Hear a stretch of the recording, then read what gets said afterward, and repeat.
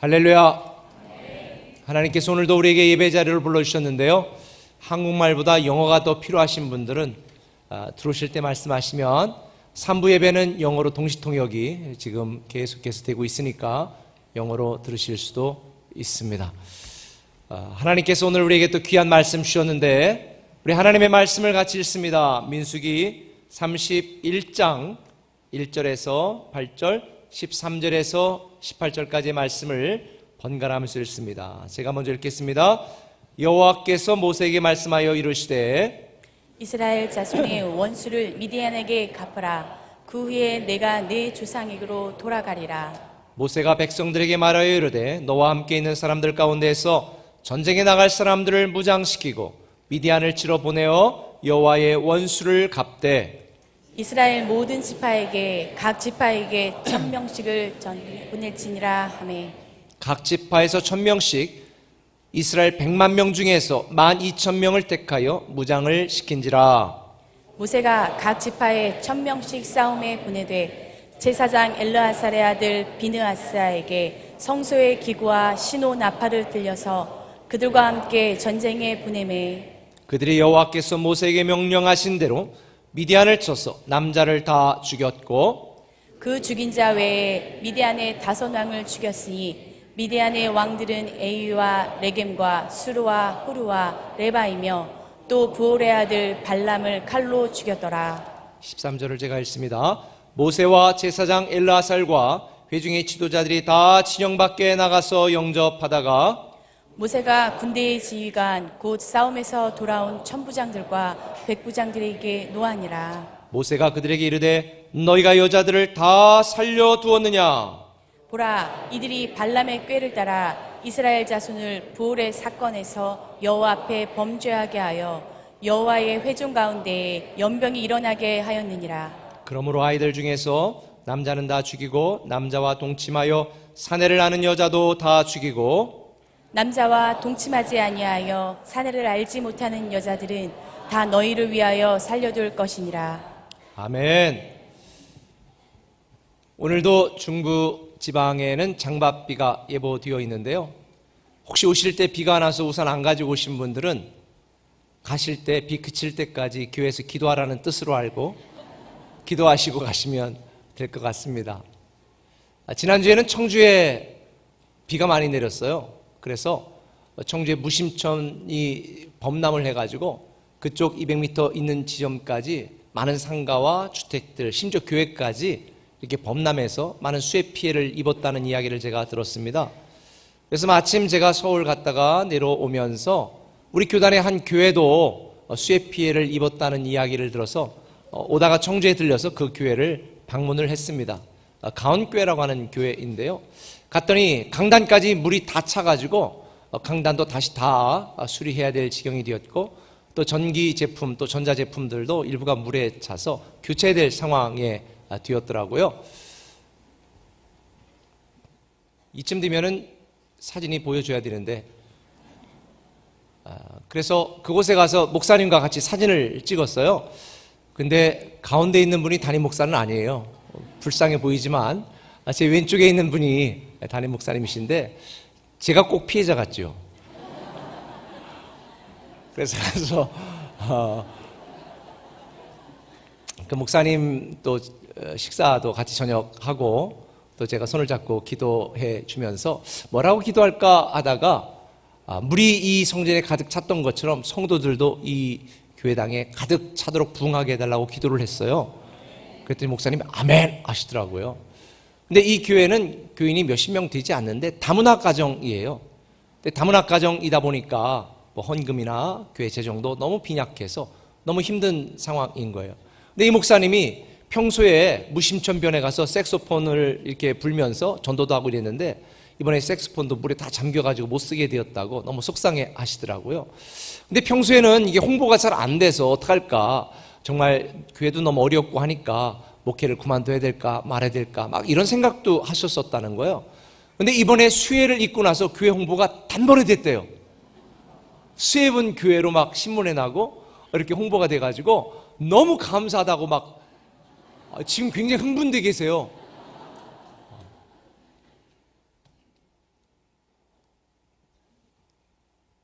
사실 어려운 일들, 제가 볼 때는 그 목사님이 굉장히 긍정적인 분이시라 홍보가 됐다고 오히려 좋아하고 다시 힘을 내야 되겠다고 이렇게 말씀하셨는데, 자기 사비를 털어서 사시는 다문화 가정들을 돌보고 섬기고 애쓰고 정말 사명을 따라 살아가는 이런 교회가 왜 물에 잠겼을까? 차라리 좀 뭔가 문제가 있고 좀 지역사회에 좀 이렇게 지탄을 받는 그런 어떤 이상한 업체라든지 뭐 이상한 술집이라든지 막 이런 게 좀 물에 그래도 안 되지만, 그렇게 되면 그래도 조금은 뭐 이 정도 이해는 할 만한데, 이거는 오히려 하나님을 섬기도록 충실하게 섬겼던 교회가 물에 잠기는 걸 보니까 좀 이해가 안 되더라고요. 솔직히 우리가 살면서 하나님이 하시는 일이 가끔은 이해가 안 될 때가 있죠. 근데 오늘 본문을 제가 묵상하다 보니까 오늘 본문의 내용도 이렇게 이해가 되지 않는 사건이에요. 오늘 본문에 보면은요, 하나님께서 평상시에는 뭐라고 말씀하냐면, 야, 내 원수를 사랑해라. 그래서 원수에게 한 뼘을 맞으면 다른 쪽도 돌려대라. 그래서 우리 기독교인들은 이 말씀에 근거해서 항상 좀 뭔가 좀 이렇게 손해를 봐야 되는 뭐 이런 마음을 갖고 살아가게 되지 않습니까? 그런데 오늘 본문에 보니까 하나님께서 미디안과 전쟁을 직접 명령하시고 그곳에 한 사람도 남기지 말고 다 죽여버려라. 잔인한 명령을 내린 거예요. 군사들이 가서 전쟁을 하고 오면서 아이들과 그래도 여자들은 불쌍하니까 데리고 왔는데 하나님이 너무 진노하신 거예요. 왜 내 말대로 안 들었냐고, 왜 순종하지 않았냐고. 아유, 하나님은 한 민족이 거의 전멸할 뻔한 상황이었는데도 도리어 진노하는 모습을 보면서 어떻게 사랑의 하나님이 이럴 수가 있지? 언뜻 보면 성경에는 많은 모순된 이야기들이 있는 것처럼 보입니다. 특별히 새 가족들은 하나님이 어쩌기 딴 말하네 이렇게 생각하실 수도 있어요. 이런 이해할 수 없는 하나님을 이해하려면 우리는 오늘 본문 사건 이전에 어떤 일이 있었는지를 생각해 보아야 됩니다. 민수기 25장에 보면 어떤 사건이 있었냐면 이런 사건이 있습니다. 같이 읽습니다. 1절부터 시작. 이스라엘이 시템에 머물러 있더니 그 백성이 모압 여자들과 음행하기를 시작하니라. 그 여자들이 자기 신들에게 제사할 때에 이스라엘 백성을 청하매 백성이 먹고 그들의 신들에게 절함으로 이스라엘이 바알고울에게 가담한지라. 여호와께서 이스라엘에게 진노하시니라. 우리가 몇 주 전에 말씀드린 것처럼 이 미디안 왕에서 발람을 통해서 이스라엘을 막 저주하게 만들잖아요. 그런데 저주를 하나님이 하라고 하지 말라고 그랬잖아요. 그러니까 이 주술가 발람이 어떤 고약한 아이디어를 생각하냐면 미디안 왕 다섯 왕 중에 수르 왕이라고 하는 그 공주까지 포함해서, 야, 너 공주 예쁘잖아. 이 공주하고 온갖 미모가 뛰어난 여자들을 다 골라가지고 이스라엘 민족에게 보내는 거야. 그랬습니다. 그랬더니 이 여자들이 그때 아마 예쁘다고 미모로 뽑힐 것 같으면 우리 세종에는 다 뽑혔을 것 같은데, 어쨌든 이 이스라엘 민족들에게 다 간 거예요. 그랬더니 이 사람들이 어떻게 했어요? 자기 신들에게 제사하고 이 여자들과 함께 음행하고 이러면서 우상을 숭배하는 일, 바알 부호를 숭배하는 일들을 하게 만든 거예요. 이게 민수기 31장 16절에 보면 발람의 꾀를 따라 행한 일이다라고 명확하게 기록이 되어 있습니다. 보통 이쯤 되면 지도자들은 이러면 안 된다, 우리가 하나님의 거룩한 백성으로 이러면 안 된다, 막아야 되는데, 오히려 시므온 지파의 지도자였던 시므리 같은 사람은 공개적으로 예쁜 여자 하나를 데리고 자기 장막으로 들어가 음행하고 우상을 섬기는 이런 못된 짓을 하게 된 거예요. 이때 레위지파 중에 하나인 비느하스가 창을 들고 가서 단번에 죽였어요. 그래서 이런 모습을 본 하나님이, 조직적으로 우상을 숭배하고 나쁜 짓을 하는 이런 모습을 본 하나님이 당시에 역병을 일으켜서 하루 만에 몇 명이 죽어요? 24,000명이 죽어. 제가 계산해 봤더니 45인승 버스로 한 534대 정도가 한 달에 그냥 다 탄 사람이 다 죽은 거예요. 이런 비극적인 사건이 일어나게 된 결정적인 배후에 누가 있었다고요? 미디안 여자들이 있었던 거예요. 여자들이. 여자들이 다 문제는 아니지만 가끔 문제가 될 때도 있어요. 그러니까 이 미디안 여자들 때문에 이스라엘 백성들이 타락하고 범죄하고 행음하고 우상을 숭배하게 된 거예요. 그래서 민수기 25장에도 보면 하나님이 당시에 이 여자들을 싹 죽여라 그랬어요. 그런데 여러분 생각을 해보세요. 광야에서, 이 황량한 광야에서만 다 살려고 생존을 몸부림치다가 갑자기 예쁘게 치장한 예쁜 여자들이 싹 나타나가지고 오빠 막 이러니까 이 정신을 못 차린 거예요 지금. 그리고 그들이 신을 섬기면서 행음하고 범죄하게 된 것입니다. 그리고 나서 아우 하나님 아유 죄송해요 다음부터 안 할게요 이러고 미적미적 되니까 원수를 못 갚았단 말이에요. 그런데 하나님께서는 이 미디안 여자들을 두어서는 안 되겠다고 생각하고 민수기 31장에 이르러 모세가 죽기 전에 마지막 미션으로 미디안에 대한 원수를 갚아라, 그들을 다 죽여라 명령을 한 거예요. 그래서 민수기 31장 1절을 같이 읽겠습니다. 시작. 여호와께서 모세에게 말씀하여 이르시되 이스라엘 자손의 원수를 미디안에게 갚으라. 그 후에 내가 내 조상에게로 돌아가리라. 왜 이제 죽음을 앞두고 있는 모세에게 마지막까지 전쟁하라고 명령하셨을까? 미디안 사람들을 그냥 내버려 두면, 그들을 살려두면 앞으로 그 땅에 들어가 살게 될 이스라엘 백성들이 미디안 여자들의 또 유혹을 받아서 역시 행음하고 우상을 숭배하다가 또 망하고 멸망할 수도 있기 때문에 하나님께서는 아예 시작할 때부터 미디안 족속을 전멸시키라고, 없애라고 명령하신 것입니다. 그런데 우리가 읽은 이 본문에 나오는 것처럼 미디안 여자들 일부를 살려둔 그 대가를 이스라엘 민족들은 나중에 톡톡히 치르게 됩니다. 사사기 6장에 가면 기돈 사사시대에 미디안에 남겨둔 여인들로부터 점점 민족이 불어나고 살아난 미디안, 강대한 족속이 된 미디안에 의하여 7년 동안 이스라엘이 고통을 당하는 일이 발생하게 되는 것입니다. 오늘날 성도들의 문제 중에 하나가 바로 이것입니다. 많은 사람들이 힘들다, 어렵다, 죽겠다. 그 이유가 뭔지 아십니까? 재정 능력이 부족해서, 직장 상사가 괴롭혀서? 아니에요. 하나님께 온전히 순종하지 않았기 때문입니다. 하나님을 믿는다고 하면서도, 그토록 교회를 오래 다니면서도 하나님의 말씀에 온전히 순종하지 못한 이 불순종의 대가를 우리는 치르고 있는 거란 말이죠.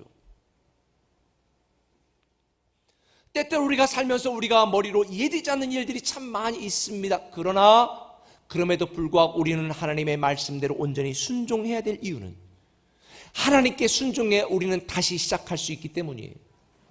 우리 인생의 대부분의 많은 문제들은 사실은요, 하나님께 순종하지 않았기 때문입니다.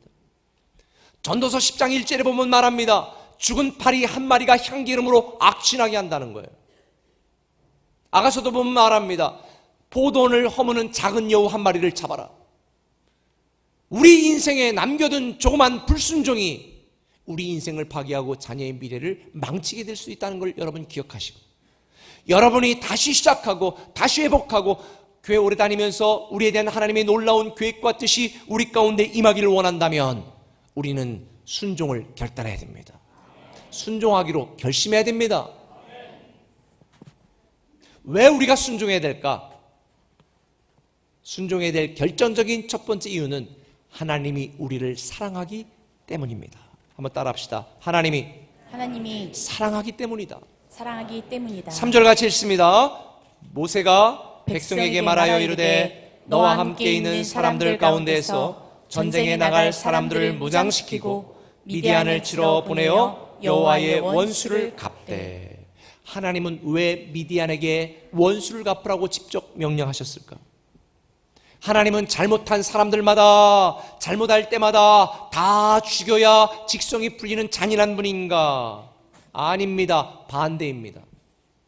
하나님이 이런 명령을 하신 것은 하나님이 이스라엘 백성들을 너무나 사랑하셨기 때문에, 하나님이 이스라엘 백성들을 너무나 사랑하셨기 때문에 남겨둔 미디안 여자들로부터 유혹을 받아 또 죄를 범하다가 또 망하고 또 멸망하고 또 죽을까봐 하나님은 온전히 순종하라고 말씀하신 것입니다. 사랑하는 이스라엘 백성들에게 죄가 들어오는 길목을 완전히 차단하고 그들이 죄의 노예가 되어 죄의 대가로 멸망하지 않게 하기 위하여 이스라엘 백성들을 너무 사랑하기 때문에 순종하라고 명령하신 거예요. 사실요, 이 순종이라는 게 우리 편에서 볼 때는 너무 부담스러워요. 목사인 저도요, 힘들 때가 참 많아요. 솔직히 이 본문에 보면은요, 하나님이 명하신 이 전쟁의 준비 과정을 봅시다. 제가 이스라엘 백성이라고 하면 하나님이 100만 명의 군대 중에서 각 지파 중에 1000명씩 12,000명만 뽑았어. 수십만 명의 미디안 군대와 전쟁을 하나 나가는데 12,000명만 뽑았어. 뽑힌 쟤는요, 이거 우리가 할 수 있을까? 내가 어떻게 그렇게 전쟁에 나갈 수 있을까? 그러면 뭐 우리나라로 말하면 이순신 장군처럼 그렇게 능력 있는 지휘관을 세운 것도 아니야. 누구를 지휘관으로 세운 거예요? 레이지파였지만 하나님께 온전히 순종했던, 전쟁에 전혀 경험이 없던 비느하스를 지휘관으로 붙여준 거예요. 이게 전쟁을 하라는 얘기예요? 지금 예배드리라는 얘기예요? 오늘날로 말하면 비느하스는 아마 교회 교직원, 아마 전사쯤 되지 않았을까? 제사장이 아니었으니까. 전쟁을 지금 이런 사람들 뽑아서 보내는 게 말이 됩니까? 나갈 때 얼마나 불안했을까요? 가서 망해서 내가 죽지 않을까? 그런데요, 놀랍게도 하나님께서는 그 전쟁을 이기게 하셨고 단 한 명의 군사도 죽지 않고 완승을 거두게 한 거예요. 완승을. 순종하면 하나님이 역사와 기적을 이루시는 줄 믿으시길 바랍니다. 솔직히 우리 입장에서 순종하라고 하는데 순종하기가 얼마나 힘들어요. 순종하다가 직장 망할 수도 있고 매출이 확 떨어질 수도 있고, 순종하다가 직장의 동료 아니면 부하 직원한테 깜보일 수도 있고. 그런데 하나님은 우리에게 순종하라고 하는 거예요. 말씀대로.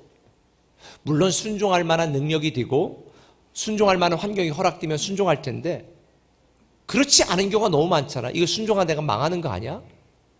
이거 순종하다가 지금 뭐 하나님 이거 날 지금 이렇게 힘들게 하는 거 아니야? 이런 의심과 오해가 될 때도 있습니다. 그런데 여러분 이거 아셔야 돼요.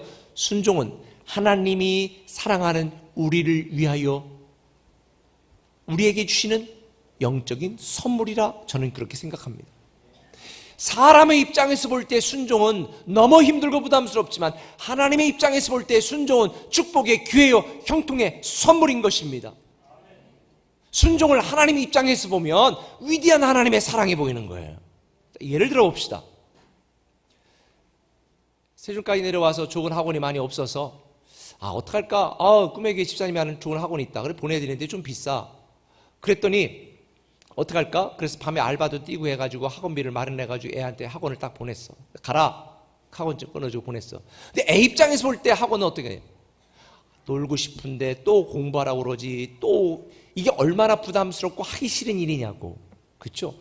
이 학원 가라고 하는 이 말씀에 애 입장에서 순종하는 거는요, 지겨운 거예요. 부담스러운 거예요. 도망치고 싶은 거예요. 스트레스 받는 거예요. 그런데 부모의 입장에서 볼 때는 뭐예요? 자녀를 위한 사랑이요, 미래에 대한 기회를 주는 것이요, 부모가 자녀에게 줄 수 있는 최상의 선물 중에 하나예요. 저는 이걸 생각하면서 깨달았어요. 순종이 우리가 생각할 때, 우리 편에서 생각할 때는 부담스럽지만 하나님 편에 생각할 때는 우리에 대한 너무나 놀라운 사랑이다.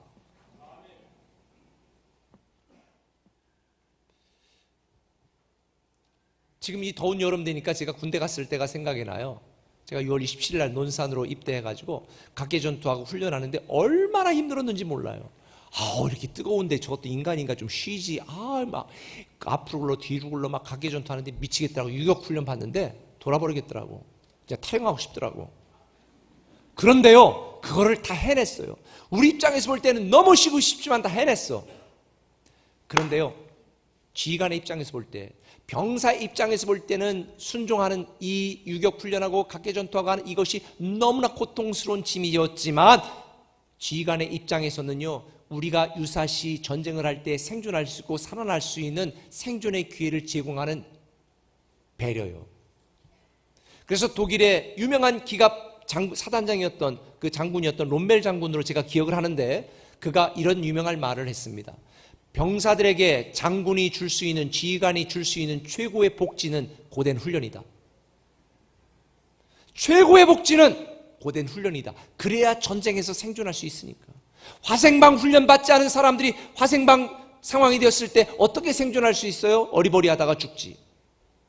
아하, 때로는 우리에게 짐이 되고 부담스럽고 힘들고 벗어나고 싶고 고통스러운 일이라 할지라도 우리가 하나님의 말씀대로 순종해야 되는 것은 우리를 사랑하시는 하나님의 축복의 기회요, 배려요, 사랑하는 하나님의 마음이기 때문에 오늘 저는 여러분들에게 순종에 대한 새로운 관점이 열리기를 예수님의 이름으로 축원합니다. 우리가 순종해야 될 이유는 하나님이 우리를 너무 사랑하시기 때문에 순종은 우리에 대한 하나님의 기다림이요, 우리에 대한 사랑이요, 축복의 기회인 걸 믿으시면 아멘. 이런 우리에 대한 하나님의 사랑이 리얼하게 표현된 것이 아가서예요. 술람미 여인이라고 하는 흑인이었어요. 저는 개인적으로 검은 분을 별로 좋아하는 취향은 아닌데 흑인이었어. 그런데요, 계달의 장막 같은데 피부가 어쩌고저쩌고 하는데 이게 계달의 장막이 뭔가 봤더니요, 이 장막 짓는 그 껍데기, 제가 이스라엘 가서 연구할 때 보니까 그게요 얼마나 울퉁불퉁하고 거칠든지. 근데 술람미 여인이 보통 검으신 분들은 이렇게 피부가 매끈한데 얘는 피부도 아주 더러웠던 것 같아요. 계달의 장막처럼. 그런데요, 술람미 여인에 대한 사랑을 어떻게 고백해요? 내가 세상에 너밖에 없다. 너밖에 없다. 우리가 우리 자신을 봐도 사랑받을 구석이 없어. 그런데도 하나님은 이 세상에 나 하나밖에 없는 것처럼 사랑하셔서 이 땅에 독생자 예수 그리스도를 대신 보내주시고 예수 그리스도가 내 죄를 내 대신 주었다는 사실을 믿기만 하면 하나님의 자녀가 되는 권세를 주셨으니 이것이 바로 복음이요, 이 복음 때문에 우리는 오늘도 하나님의 사랑을 입은 자로 살아가게 되고 있는 줄 믿으시길 바랍니다. 우리가 하나님의 말씀대로 순종해야 될 결정적인 이유, 하나님이 우리를 너무 사랑하시기 때문에 이걸 깨닫는 게 은혜예요. 하나님이 우리를 너무 사랑하셔서 우리에게 순종을 요구하시는데 사단이 우리에게 아니야, 내 마음대로 해, 내가 살고 싶은 대로 살아, 여기도 길이 있고 이렇게 해도 돼, 마음대로 방종을 우리에게 강요하는 이 사단의 꼬임에 우리는 빠져 그것이 우리의 주인인 것처럼 우리를 사랑하시는 하나님의 사랑의 진정성을 깨닫지 못하고 다른 신을 섬기고 이방신을 섬기고 내 멋대로 살아가고 있는 우리를 하나님은 그래도 버려두지 아니하시고 지금까지 기다려주신 줄 믿으시길 바랍니다. 그래서 우리는 순종해야 되는 거예요. 특별히 오늘 본문에 보면 하나님은 또 한 가지를 명령하시거든요.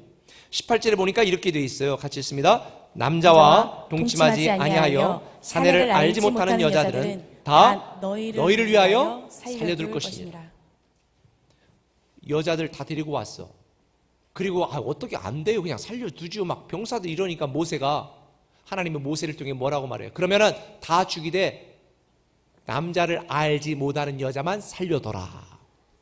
그리고 결혼하지 못했던 남자나 군인들을 위한 배필로 허락을 해주신 거예요. 저는요, 이 본문을 읽으면서 정말 하나님이 우리를 너무 사랑하시는구나. 핵심적인 단어가 뭔지 아십니까? 너희를 위하여예요. 우리가 주목할 말, 너희를 위하여. 이 말은 그런데 성경에 수도 없이 등장하고 있다는 거 아십니까? 만나를 주실 때도 출애굽기 16장 4절에 너희를 위하여, 속죄를 위한 제사를 할 때도 레위기 16장 3절에 너희를 위하여, 우상 숭배를 하지 말라고 말할 때도 레위기 19장 4절에 너희를 위하여, 살인자를 위한 도피성을 마련하실 때도 민수기 35장 11절에 너희를 위하여. 하나님은 우리를 위하여 행하시는 분인 줄 믿으시길 바랍니다. 때때로 하나님의 말씀대로 사는 것이 부담스럽고 그 모든 명령대로 지키며 살아가는 것이 힘들다 할지라도 우리는 우리를 사랑하시는 하나님의 마음을 이해한다면 우리는 기쁨으로 자원해서 자발적으로 순종해야 되는 것입니다. 결국 순종은요, 하나님을 위한 것이 아니라 나를 위한 거예요. 순종은 우리를 향한 하나님의 사랑의 표현이요, 축복의 선물이기 때문입니다. 저는 여러분들이 이해할 수 없어도, 여러분의 생각과 달라도, 여러분에게 이익이 되지 않아도 하나님의 말씀대로 순종하시기를 예수님의 이름으로 축원합니다. 우리가 또 하나님의 말씀대로 순종해야 될 결정적인 두 번째 이유가 있습니다. 그것은 하나님께 사랑받기 위해서입니다. 우리가 하나님께 사랑받기 위해서는 순종해야 됩니다. 자, 성경 한번 봅시다. 13절 14절. 모세와 제사장 엘르아살과 회중의 지도자들이 다 진영 밖에 나가 영접하다가 모세가 군대의 지휘관 곧 싸움에서 돌아온 천부장들과 백부장들에게 노하니라. 여러분 생각해 보세요. 고작 12,000명이 나가서 수십만 명의 미디안 군대를 전멸시키고 승리하고 수많은 양과 염소와 전리품을 가지고 애들과 여자들을 다 끌고 쫙 왔어요. 그때 여러분이 백성 같으면 어떻게 해야 돼요? 두 줄로 쫙 도열을 해서 너무 잘했다고 박수를 치고 격려하고 있는 이 장면에 갑자기 모세가 늦게 등장하더니 화를 벌컥 내는 겁니다. 대체 이게 뭐하는 짓들이냐고, 너희들 지금 무슨 짓을 한 거냐고. 아니, 칭찬받을 줄 알고 왔던 이 백성들이, 군사들이 너무 어이가 없었던 거예요. 아니 대체 왜 그러시냐고. 모세가 왜 그렇게 화를 냈는지 이유가 15절에 나와 있습니다. 같이 읽어볼까요? 모세가 그들에게 이르되 너희가 여자들을 다 살려두었느냐? 보라, 이들이 발람의 꾀를 따라 이스라엘 자손을 부올의 사건에서 여호와 앞에 범죄하게 하여 애초에 이스라엘 사람들을 타락하게 만들고 연병이 돌게 한 것은 누구예요? 미디안 여자들입니다. 하나님이 원수를 갚으라고 한 1차적인 목표도 미디안 남자들이 아니라 미디안 여자들입니다. 근데 이 군대들이 가가지고 누구만 죽인 거예요? 남자만 죽이고 누구를 다 살린 거예요? 여자들은 다 살린 거예요. 물론 당시 상식적인 전쟁 문화 속에서 당시에 전쟁하면 남자만 죽이고 여자들은 다 끌어다가 자기 노예나 아내로 삼는 게 당시 전쟁의 상식적인 문화의 철이었어요. 그런데 이렇게 상식적인 수준에서 처리했는데 모세가 진노한 이유는 그 민족을 멸절시키는 게 목적이 아니라 하나님이 사랑하는 이스라엘 백성들을 죄로부터 지키기 위하여, 이스라엘 백성들을 유혹하여 그들을 타락하게 만들고 행음하고 우상을 숭배하도록 만들었던 그 여자들을 없애는 것이 목적이었는데 남자만 다 죽이고 여자들은 다 살려왔으니 이 얼마나 황당한 일입니까? 오늘날 저와 여러분들에게 가장 큰 문제 중에 하나가 바로 이것입니다. 우리는 내가 원하는 것만 순종합니다. 내게 이익이 되는 것만 순종합니다. 내가 유익이 될 때만 순종합니다. 이게 저와 여러분의 문제예요.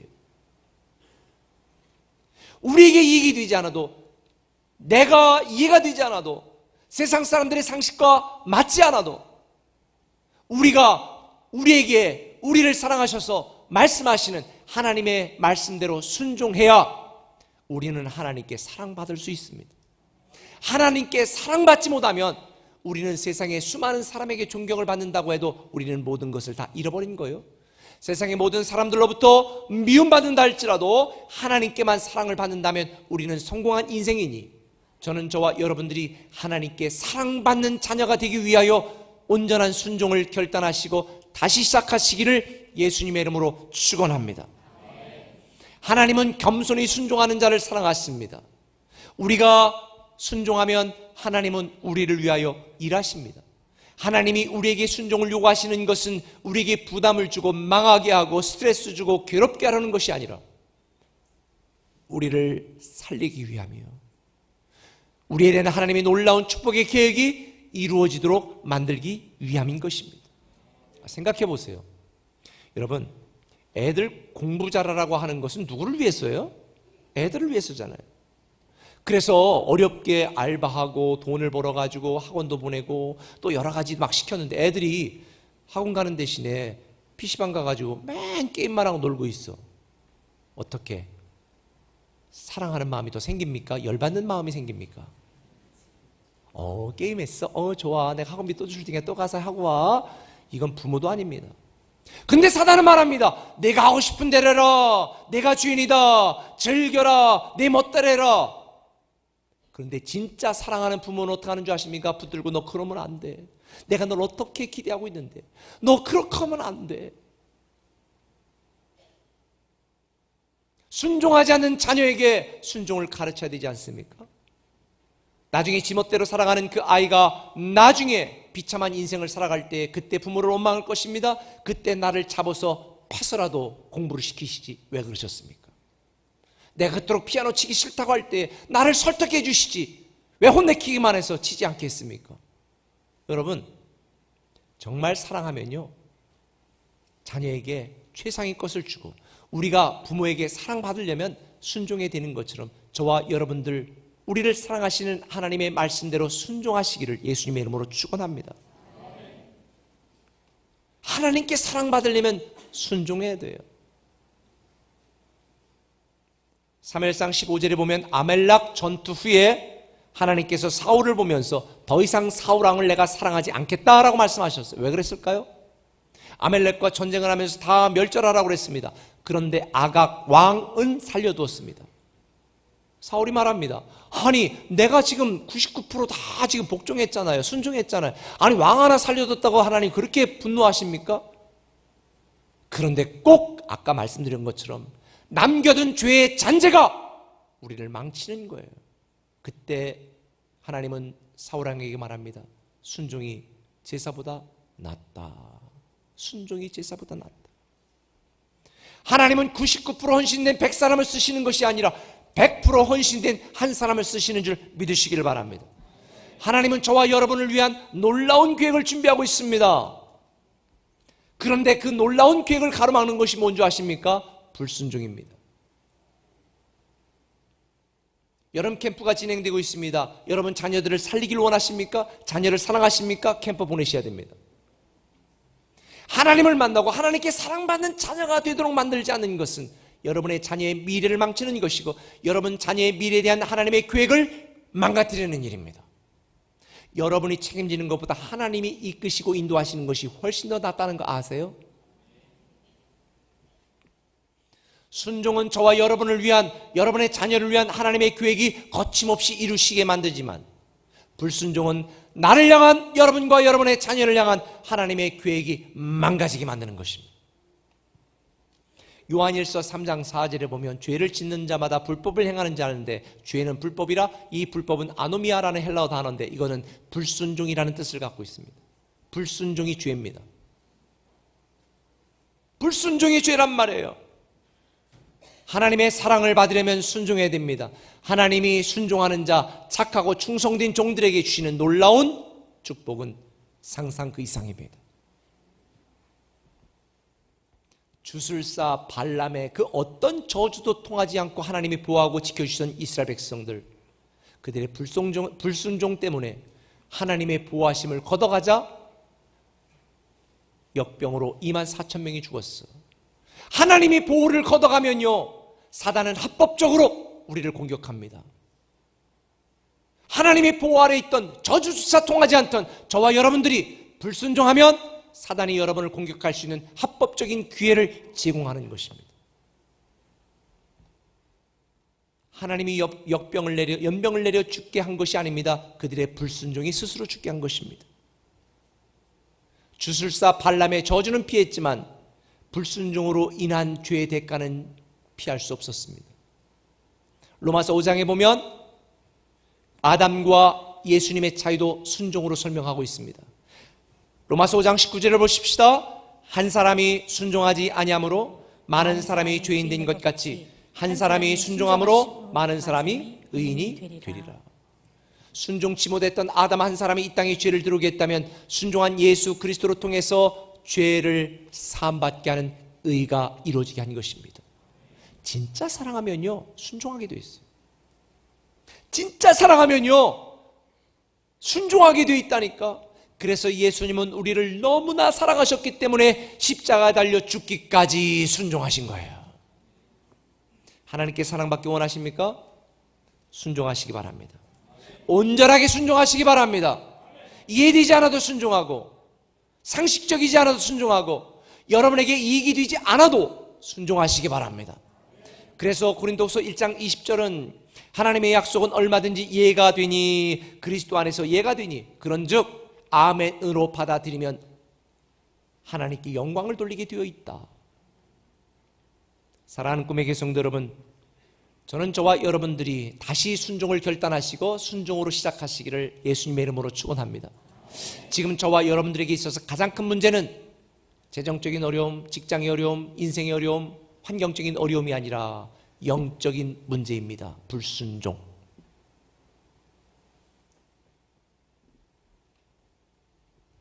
믿음의 반대말은 불신이 아닙니다. 불순종입니다. 순종해야 하나님의 놀라운 자녀의 축복을 누릴 수 있습니다. 믿으면 순종하게 되어 있고 사랑하면 순종하게 되어 있습니다.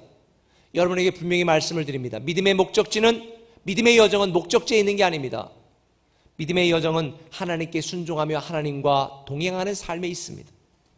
하나님의 말씀, 하나님의 뜻, 하나님의 계획에 순종할 때만 우리의 미래가 있습니다. 축복과 저주는 순종과 불순종의 차이입니다. 이 무더운 여름, 저는 여러분들이 정말 하나님께 다시 나아가 우리를 너무나 사랑하시는 하나님께, 또 그 하나님께 사랑받기 위하여 온전한 순종, 부분적인 순종이 아니라 온전한 순종, 늦은 순종은 불순종입니다. 지체된 순종이 아니라 즉각적인 순종으로 다시 시작하시기를 예수님의 이름으로 축원합니다.